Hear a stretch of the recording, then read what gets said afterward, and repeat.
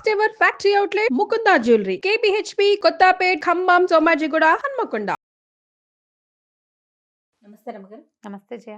రమగారు, రథసప్తమి ఉంది మనకి ఈ నెలలోనే. మాఘశుద్ధ సప్తమి. ఎస్.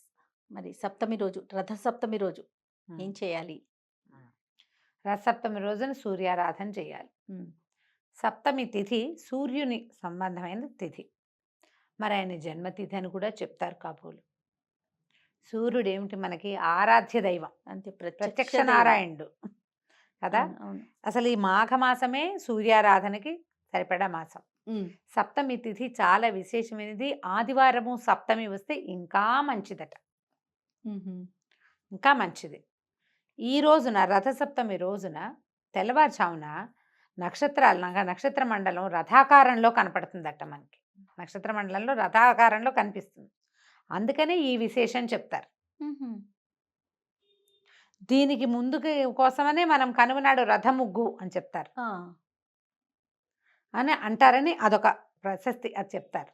ఈ రథసప్తమి ఏంటంటే గ్రహణంతో సమానమైన పుణ్యతిథిగా చెప్తారట.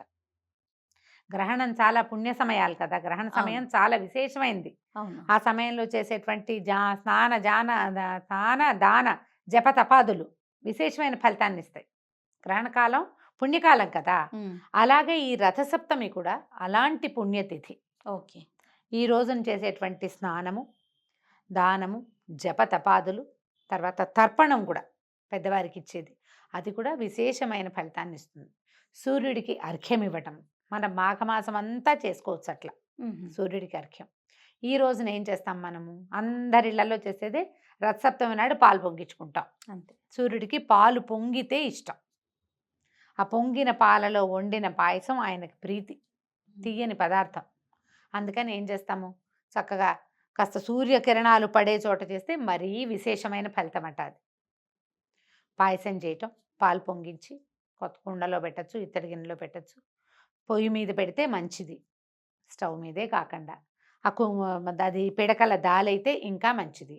ఆ పిడకలు భోగి పిడకలైతే మరీ మంచిది. బా, ఎన్నున్నాయి రమగారు. ఎంత చేయగలిగితే అంత. ఓ కుంపటి పెట్టి అందులో చక్కగా బొగ్గులతో పాటు పిడకలు కూడా ఏర్పరిచి దాంట్లో ఓ ఇత్తడి గిన్నె, మళ్ళీ దానికి పసుపు రాయాలా బొట్టు పెట్టాలా అనుకోకండమ్మా. పసుపులు అవి కొన్ని ప్రాంతాల్లో రాసుకుంటారు, అదంతా మాడుతుంది గిన్నె.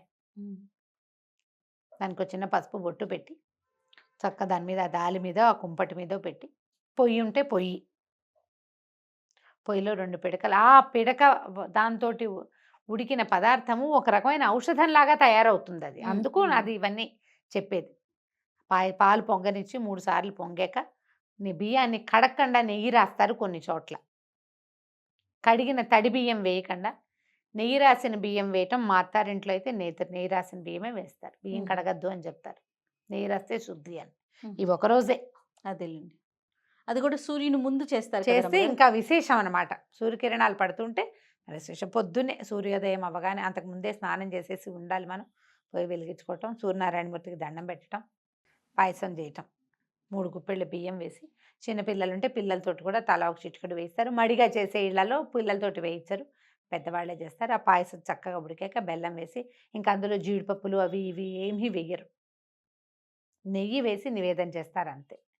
ఇప్పుడు ఏం చేస్తాం? దీనికి సూర్యుడికి ఆరాధనకి ముందు మనం ఈరోజు స్నానం చేసేటప్పుడు చిక్కుడాకులు, రేగాకులు తల మీద శరీరం మీద పెట్టుకుని స్నానం చేస్తారు. రేక్కాయైనా పెట్టుకుంటారు. ఇవి 2 మనని సూర్యుడితోటి అనుసంధానం చేసేటువంటి శక్తి ఉన్నవి. చిక్కుడాకు అంతే, రేగాకు కానీ రేక్కాయ కానీ అంతే. ఇవి 2 సౌర సంబంధమైన. అసలు ఈ రేగు దాన్ని జిల్లేడాకులు మెయిన్ అర్కపత్రం అంటారు దాన్ని. అర్కుడు అంటే సూర్యుడు, అర్కపత్రం సూర్య అర్థం ఇస్తుంది. ఒకవేళ జిల్లేడాకులు దొరకలేదనుకోండి, చిక్కుడాకులైనా పెట్టుకుంటాం మనం.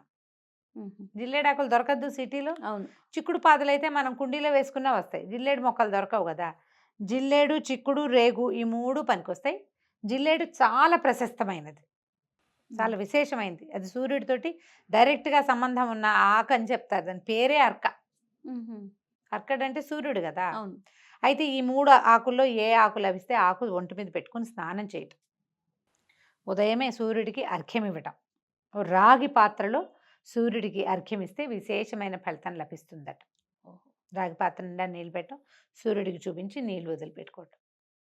అప్పుడు ఈ పాలు పొంగించి ఈ పాయసాన్ని నివేదన చేయటం, ప్రత్యక్ష నారాయణుడికి నివేదన చేస్తూ ఆయన్ని మన ఇంట్లో ఒక రథం చేసి దాని మీదకి ఆహ్వానిస్తాం. ఏం చేస్తాము, చిక్కుడుకాయలకి పుల్లలు గుచ్చి రథం 7 కాయలతోటి రథం ఆకారంలో చేసుకుంటాం. చిక్కుడుకాయల రథం. మా ఫ్రెండ్స్ ఎంతమంది ఫోటోలు పెడుతుంటారో నేను చిక్కుడుకాయల రథం చేశాను అని. రథం రాని వాళ్ళు ఏం చేస్తాము, నా 2 కాయలకి అటు ఇటు పుల్లలు గుచ్చితే ఇట్లా నుంచుంటాయి కదా, ఇట్లాంటివి జోళ్ళు చేసుకుని ఒకదాని మీద ఒకటి పెట్టి ఇట్లా 7 వచ్చేటట్టు పెట్టుకోవటం. సప్తాశ్వరథం ఆరూఢం ప్రచండం కశ్యపాత్మజం అని చెప్తారు. సప్తాశ్వరథం ఆరూఢుడు ఈయన 7 గుర్రాల జోదు. ఆయన పొద్దునే ఎట్లా వస్తాడు, బంగారు రథం, దానికి ఒకటే చక్రం ఉంటుందట. చక్రమే, ఒక చక్రమే ఉంటుందంటారు.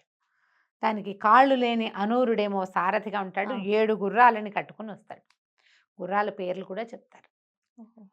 చక్కగా చేయటము. తర్వాత ఆ చిక్కుడాకుల్లో పాయసాన్ని పెట్టి స్వామికి సూర్యనారాయణమూర్తికి నివేదన చేయటం. వస్తే ఆదిత్య హృదయం చదువుకోండి. సూర్యమండల స్తోత్రం ఒకటి ఉంది, సూర్యమండల అష్టకం ఒకటి ఉంది. ఏవి కుదిరితే అది. సూర్యారాధనలో ఎన్ని రకాల స్తోత్రాలు ఉన్నాయి. మనకి అదేదో శ్రీ సూర్యనారాయణ అని ఒక పాట కూడా ఉండేది. ఎన్ని రకాల రంగులో ఉంటాయి. సూర్యరశ్మి మనకి తెల్లగా కనపడుతుంది కానీ అది 7 రంగుల ఏమన్నంటే సమాగమం అనమాట. ఇంద్ర సమాహారం. అది పూర్తిగా ఇంద్రధనుసులో ఏ 7 రంగులు ఉంటాయో అవి కూడా సూర్యరశ్మిలో ఉంటాయి. 7 రంగులు ఉంటాయి. మన ఇంద్రధనుసు అలాగే కదా మనకు కనపడుతుంది. ఏదో పరావర్తనం చెందినప్పుడు మనకు తెలియాలి క్లియర్గా, లేనప్పుడు అది మనకి తెల్లగా కనిపిస్తుంది.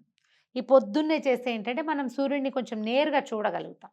ఆ సూర్యుడిని నేరుగా చూస్తూ ఆ ప్రసాదాన్ని స్వీకరిస్తే అమృతాన్ని స్వీకరించినంత ఫలితం లభిస్తుందంటారు. ఆ ఒకరోజు కదా అమృతమైనా మనకు చాలు. ప్రతి రథసప్తమికి ఇదే చెప్తాం, ఇలాగే చేసుకుంటాం అంతే. ఈ రథసప్తమికి మీకు ఆదిత్య హృదయం రాదు, రాదు అనుకోండి. ఈ సంవత్సరం అంతా చదివి వచ్చే సంవత్సరానికైనా ఆదిత్య హృదయం నేర్చుకోండి. అప్పటికి ఏడాదంతా నేర్చుకుంటే వచ్చే సంవత్సరం వస్తుంది అంతే. పిల్లలకి కాస్త మాటలు వచ్చిన పిల్లలకి ఆదిత్య హృదయం చెప్పడం మొదలు పెట్టండి. వచ్చే ఏడాదికి చక్కగా నోటికి వచ్చేస్తుంది. ఆదివారము ఆదిత్య హృదయం చెప్పించండి. పిల్లలకి ఆరోగ్యము జ్ఞానము 2 వస్తాయి. ఆంజనేయ స్వామి సూర్యుడి దగ్గరే శాస్త్రాన్ని చదువుకున్నాడు. త్రిసంధ్యలు ఆయనతో పాటు తిరుగుతూ చదువుకున్నాడట. ఆంజనేయ స్వామికి అంత జ్ఞానం ఎక్కడి నుంచి వచ్చింది? సూర్యుడి వల్ల. అంతే. పిల్లలు కూడా అట్లాగే జ్ఞానం వస్తుందని చెప్పటము, అది చక్కగా ఆదిత్య హృదయం నేర్పించటం. ఈ సంవత్సరం నాకు ఆరోగ్యం బాగుండలేదు కాబట్టి పాయసం చేద్దాం అనుకున్నాం, మనం చేయలేకపోతున్నాం. చేయలేమా రమ్మగారు? కుదుట పడదంటారా? చూడాలి. ఓకే, చక్కగా ఒక గిన్నె పెట్టి పాయసం చేయండి. అమ్మ పొయ్యి లేదు, పిడకలు లేవు అని అనుకోకండి. ఏది ఉంటే దాంతో చేయండి. మీరు చేయవలసిందల్లా పొద్దున్నే సూర్యుడికి నమస్కారం చేయటం. సాధ్యమైనంత పెందరాళే మెడసరి లగ్గంలోకి మధ్యాహ్నం అయిపోకుండా నైవేద్యం పెట్టండి. ఆ నైవేద్య ప్రసాదాన్ని చక్కగా అందరితోటి పంచిపెట్టండి. పిల్లలకి ఒక్క సూర్య సంబంధమైన శ్లోకమైన నేర్పించండి. భాస్కర శతకం అవి కూడా కనపడతాయి కానీ అవి ఏవో రకరకాలు ఉంటాయి. ప్రధానంగా మనకి ఆదిత్య హృదయమే చాలా మంచిది, విశేషమైన ఫలితాన్ని ఇస్తుంది. చక్కగా నేర్పించండి, మీరు చదువుకోండి, అలవాటు చేయండి పిల్లలకి. ఇలా రథసప్తమి పర్వదినాన్ని చక్కగా జరుపుకోండి. ఇవాళ చేసిన దానం కూడా మంచి ఫలితం లభిస్తుందట. కాబట్టి అవకాశాన్ని బట్టి దాన ప్రక్రియ కూడా ఏదైనా చేయండి. తప్పకుండా. నమస్తే.